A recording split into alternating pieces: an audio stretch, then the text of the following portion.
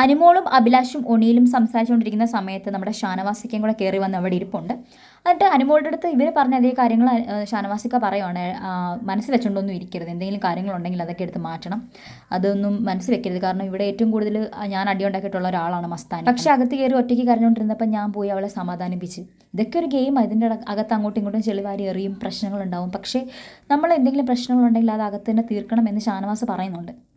അതേപോലെ ഷാനവാസ് അനീഷിൻ്റെ എക്സാമ്പിൾ പറയുന്നുണ്ട്. ഞാനും അനീഷും നല്ല ഫ്രണ്ട്സ് അല്ലേ, പക്ഷേ ഞങ്ങൾ എപ്പോഴും അടിയല്ലേ, ഞങ്ങൾ അങ്ങോട്ടും ഇങ്ങോട്ടും എന്തോരം നോമിനേറ്റ് ചെയ്ത് എന്തോരം അഭിപ്രായ വ്യത്യാസങ്ങളുണ്ട്, പക്ഷേ എൻഡ് ഓഫ് ദി ഡേ ഞങ്ങൾ ഫ്രണ്ട്സ് അല്ലേ എന്നുള്ള രീതിയിൽ ഷാനവാസ് പറഞ്ഞു കൊടുക്കുന്നുണ്ട്. അതേപോലെ ഷാനവാസ് വേറൊരു കാര്യം പറയുന്നുണ്ട്, ആദിലെ നൂറേം പറയുമ്പോൾ എനിക്ക് വിഷമമാവുമെന്ന്. ഞാൻ അവരെ എൻ്റെ ഹൃദയത്തിലോട്ട് എടുത്തു വെച്ചു, പക്ഷേ അവരെന്നെക്കുറിച്ച് കംപ്ലയിൻറ്റ് പറയുന്നത് ഞാനെല്ലാം പേഴ്സണലി എടുക്കുന്നു എന്ന് പറഞ്ഞിട്ടാണ്. ഞാൻ പേഴ്സണലി എടുത്തതുകൊണ്ടല്ലേ അവരെൻ്റെ ഹൃദയത്തിൽ കൂടിയത്. കഴിഞ്ഞ വട്ടത്തെ മോർണിംഗ് ആക്ടിവിറ്റിയിൽ എന്നെക്കുറിച്ച് അവർ പറഞ്ഞത് മുൾമുനയിൽ ആടി ഉലഞ്ഞ് നടക്കുന്ന ഷോനവാസ് എന്നാണ്. അവരങ്ങനെ പറഞ്ഞിട്ടുണ്ട്. അതൊക്കെ അവരുടെ ഗെയിമാണ്, അതെനിക്ക് മനസ്സിലാവും. പക്ഷേ പുറത്തിറങ്ങുമ്പോൾ ഞാൻ ഇതെല്ലാം മറക്കും. നിന്നെക്കുറിച്ച് പറഞ്ഞതും നീ ഇതൊരു ഗെയിമിൻ്റെ ഭാഗമായിട്ട് എടുത്ത് മറക്കണം എന്നാണ് ഷാനവാസിക്ക അനുവിൻ്റെ അടുത്ത് പറയുന്നത്.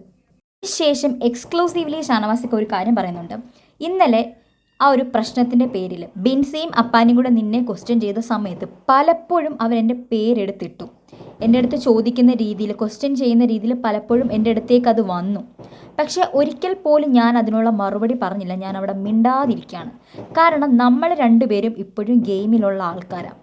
അവർ പുറത്തുനിന്ന് വന്ന ആൾക്കാരാണ്. അവർക്ക് ഗെയിമും ഇല്ല, ഒന്നുമില്ല. അവരുടെ ആകെ ഉദ്ദേശം അക്ബറിനെ കൂട്ടുപിടിച്ച് നമ്മളെ തകർക്കുക എന്നുള്ളതാണ്.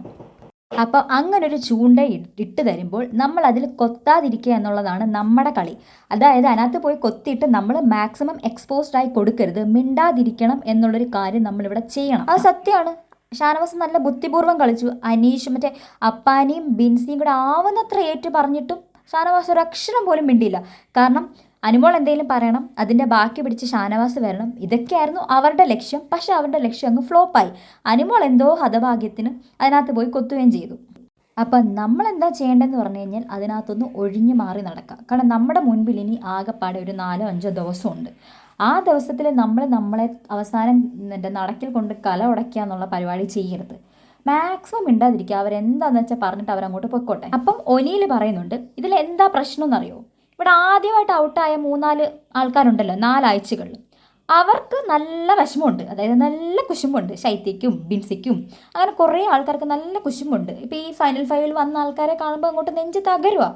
അപ്പം അതിന് വേണ്ടിയിട്ട് കണ്ടൻറ്റ് കൊടുക്കാൻ, അല്ലെങ്കിൽ അതിന് വേണ്ടിയിട്ട് ആ ഒരു കാര്യത്തെ ഒന്ന് മറികടക്കാൻ വേണ്ടിയിട്ട്, ആ ഒരു വിഷമത്തെ നാണക്കേടിനെ മറികടക്കാൻ വേണ്ടി കുറേ ഓവർ സ്മാർട്ട്നെസ് ഇവരിവിടെ കാണിക്കുന്നു. അതായത് ആവശ്യമില്ലാതെ ഇപ്പോൾ ബിൻസി കാണിക്കുന്ന പോലത്തെ ഗെയിമുകളൊക്കെ. ബിൻസിക്ക് ഇപ്പോൾ അങ്ങ് ആ ഒരു ഒരാഴ്ച 2 ആഴ്ച നിന്നുള്ളൂ എന്നുള്ളതിൻ്റെ ആ ഒരു ഇത് മൊത്തം അവൾ ഒരു 100 ദിവസത്തെ ഗെയിം ഒരുമിച്ച് അവളിവിടെ വന്ന് കളിക്കുക. അപ്പം അത്രേ ഉള്ളൂ. അപ്പോൾ ഇതൊക്കെ ഇട്ട് തരുന്നത് നിങ്ങളെ തകർക്കാൻ. അപ്പം ഈ അനുമോളെ ഷാനവാസിനെ ഇതിനകത്ത് പിടിച്ചിടുന്നത് അക്ബറിനെ സപ്പോർട്ട് ചെയ്യുക എന്നുള്ളൊരു ഉദ്ദേശത്തോടു കൂടിയാണ്. അപ്പോൾ ഇതൊക്കെ മനസ്സിലാക്കി നല്ല രീതിക്ക് എല്ലാവരുടെ അടുത്തും നിന്നാൽ, അതായത് ഒഴിവാക്കേണ്ട കാര്യങ്ങളൊക്കെ ഒഴിവാക്കി എടുക്കേണ്ട കാര്യങ്ങൾ മാത്രം എടുത്ത് നിന്നാൽ നിനക്ക് കൊള്ളാം എന്നുള്ള രീതിയിൽ എല്ലാവരോടും അനുമോളെ ഉപദേശിക്കുന്നുണ്ട്.